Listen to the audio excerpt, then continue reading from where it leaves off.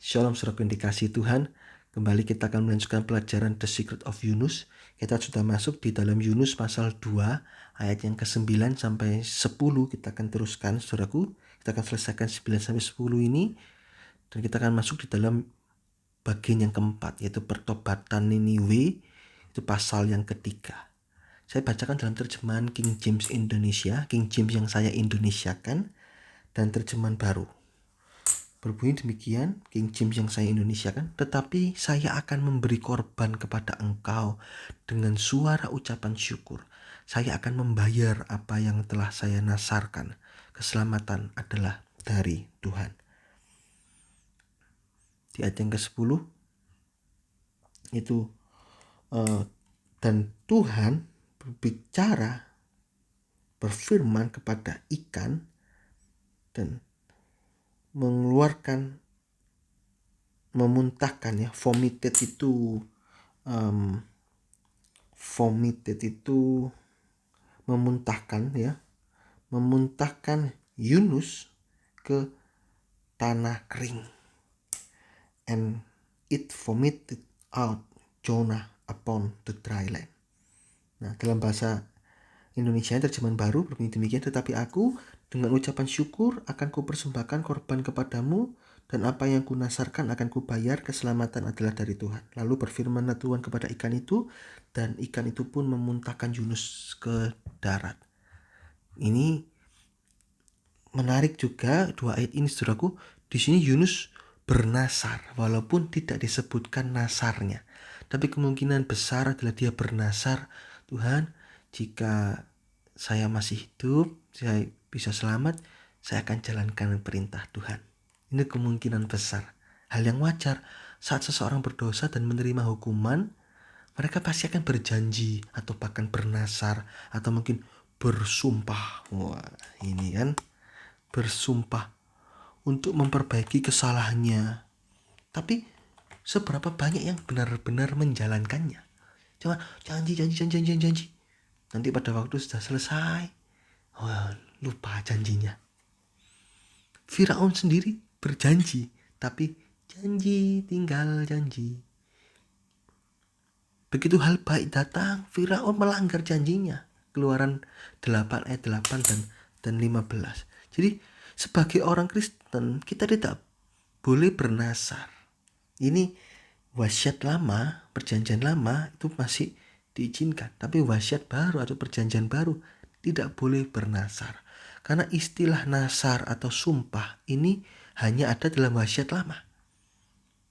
Hal yang kita lakukan sebagai orang-orang perjanjian baru adalah berkata ya di atas yang ya dan tidak di atas yang tidak. Selebihnya berasal dari si jahat. Matius 5 ayat 37. Kita masih boleh berjanji, tapi bukan bersumpah atau bernasar. Matius 5 ayat 33 sampai 36. Alasannya apa kok orang Kristen tidak boleh bersumpah atau bernasar?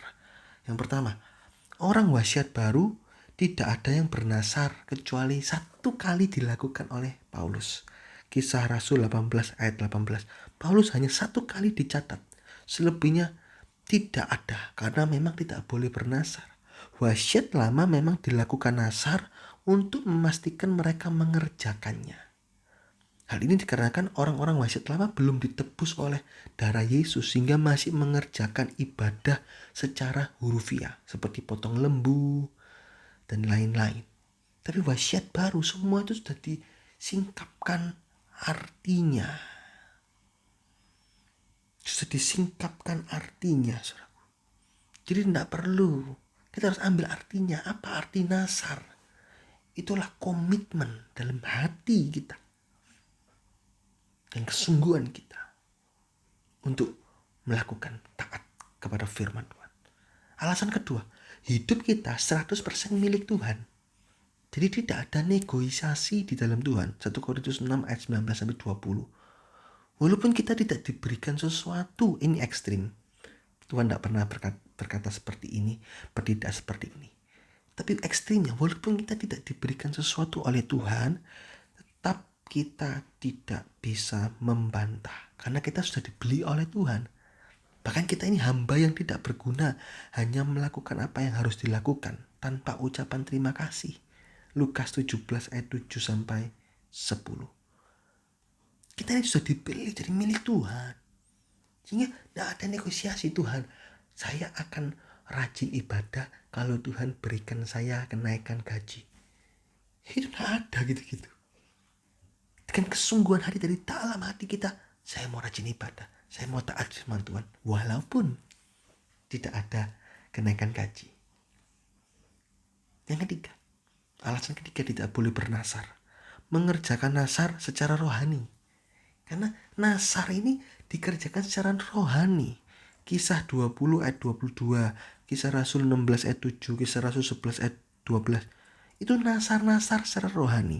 Artinya pimpinan Roh Kudus itu seperti nasar yang harus ditaati tanpa syarat, tanpa perbantahan, dan tanpa sisa. Tidak setengah taat, tapi full taat, sepenuhnya taat pimpinan Roh Kudus. Jadi artinya nasar itu adanya taat pimpinan Roh Kudus. Roh Kudus bilang apa? Itu seperti nasar yang harus kita taati sepenuhnya. Itu arti rohaninya ya. Kelima, kenapa tidak boleh bernasar? Karena janji orang wasiat baru lebih berat daripada nasar orang wasiat lama. Jadi sumpahnya orang wasiat lama itu masih enteng daripada janji orang wasiat baru. Kok bisa? Kita nggak bersumpah, cuma berjanji. Kan janji, tinggal janji bisa. Tapi kok lebih berat daripada nasar wasiat lama? Karena orang wasiat baru, orang perjanjian baru, bukan hanya dituntut untuk ditindakan saja, tetapi juga sampai dalam hati. Sedangkan orang wasiat lama lebih dituntut ke arah tindakan jasmaninya saja. Jika orang wasiat lama sudah membayar nasar, maka sudah selesai persoalannya. Tetapi beda dengan orang wasiat baru. Janji orang wasiat baru ini melekat seumur hidup. Bukan hanya untuk 1, 2, 3 kasus. Melainkan semua segi hidup harus berjanji mentaati firman Tuhan dan pimpinan Roh Kudus. Juga selama umur hidup juga harus berjanji tetap setia. Ini lebih berat. Kalau wasiat lama, ya nasar. Kalau ini saya akan ini, kalau ini saya akan ini. Bersumpah, saya akan melakukan ini. Kalau sudah selesai dilakukan, ya sumpahnya selesai, nasarnya selesai. Tapi orang wasiat baru, saya berjanji, taat firman Tuhan, sudah. Sampai seumur hidup, tidak bisa lepas. Itu bedanya nasar dengan janji orang wasiat baru. Oleh karena itu, tidak perlu bernasar. Cukup berjanji. Apakah kuat? Kuat. Kok bisa kuat? Karena kita sudah diubahkan oleh darah Yesus. Kita bisa punya komitmen dalam hati yang sungguh-sungguh. Walaupun tidak ada apa-apa, tapi tetap taat. Ya, ini bedanya nasar dan janji. Kenapa tidak boleh bernasar, melainkan berjanji saja. Oke? Nah, di dalam ayat 9 dikatakan, tetapi aku akan mengorbankan ini ya, tapi saya akan memberi korban sacrifice unto thee kepada engkau dengan suara ucapan syukur, with the voice of thanksgiving. Menarik kata ini ya, suara ucapan syukur, the voice of thanksgiving, itu hanya tercatat dalam 2 ayat, Mazmur 26 ayat 7 dan Yunus 2 ayat yang ke-9. Kita lihat satu persatu. Mazmur 26 ayat yang ke-7. Sambil mempersembahkan nyanyian syukur dengan nyaring, that I may publish with the voice of thanksgiving. Bedanya apa? Dan menceritakan segala perbuatanmu yang ajaib, and tell of all thy wondrous works. Bedanya dengan Yunus 2 ayat 9, Mazmur 26 ayat yang ke-7 tidak didahului dengan dosa. Saudara bisa baca sendiri Mazmur 26 ayat 1 sampai 6. Aku tidak duduk di kumpulan orang berbuat jahat aku benci. Aku membasuh tanganku tanda tak bersalah, berjalan mengelilingi mezbamu, tidak duduk dengan penipu, mata selalu tertuju kepadamu. Ini Mazmur dari Daud. Yunus tidak. Yunus mengeluarkan the voice of thanksgiving karena dia telah berbuat dosa dan bertobat. Yunus didahului dengan dosa, bertobat, baru mengeluarkan the voice of thanksgiving. Tapi kalau Daud, dia hidup dalam kesucian dan dia mengeluarkan the voice of thanksgiving. Ini bedanya. Tapi kesamaannya adalah ujungnya harus ada suara ucapan syukur. Jadi orang yang tidak ada dosa, mereka harus mengeluarkan suara ucapan syukur atas pertolongan Tuhan yang membuat kita tetap hidup dalam kesucian. Sedangkan jika kita ada dosa, maka segera bertobat, kemudian keluarkanlah suara ucapan syukur atas pengampunan Tuhan dalam hidup kita. Beda ya. Kalau nggak ada dosa, ucapan syukur atas apa? Pertolongan Tuhan. Atas kemurahan Tuhan, macam-macam hal. Sumber daya dari Tuhan. Tapi kalau ada dosa, bertobat dulu. Baru mengucapkan syukur atas apa? Pengampunan dari Tuhan. Suara ucapan syukur yang terbaik adalah jika kita bisa hidup dalam kekudusan dan terus melakukan kehendak Allah. Seperti Epaphroditus, ini suatu suara ucapan syukur yang memekik, yang sangat lantang, saudaraku. Filipi 4 ayat 18. Kini aku telah menerima semua yang perlu daripadamu, malahan lebih daripada itu. Aku berkelimpahan karena aku telah menerima kirimanmu dari Epaphroditus, suatu persembahan yang harum, suatu korban yang disukai dan yang berkenan kepada Allah. Ini Filipi memberikan kiriman dari Epaphroditus. Ini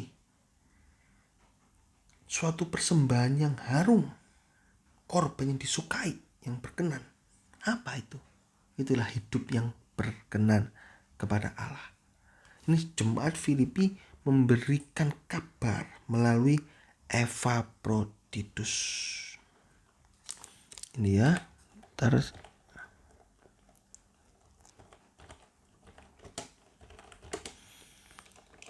melalui Epaphroditus. Nah, walaupun hidup menderita, tetapi tetap hidup suci di hadapan Tuhan. Itulah suara ucapan syukur yang berbau harum. Selain itu, jika kita ada salah kemudian bertobat, jangan kita marah-marah akan keadaan yang tidak kunjung pulih. Melainkan tetap ucapkanlah syukur.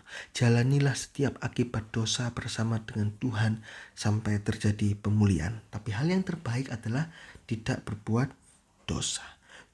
Nah, di ayat yang kembali ayat yang ke-9, keselamatan adalah dari Tuhan, dan itulah satu-satunya yang sanggup memberi selamat. Siapa? Tuhan. Yunus tahu dan Yunus berharap kepada Tuhan. Yunus bernasar. Kalau kita tidak boleh bernasar, kita berjanji. Ayat yang ke-10, lalu berfirmanlah Tuhan kepada ikan itu, dan ikan itu pun memuntahkan Yunus ke darat. Yunus tidak tahu kapan dia dikeluarkan dari perut ikan, atau dia mungkin bakal mati.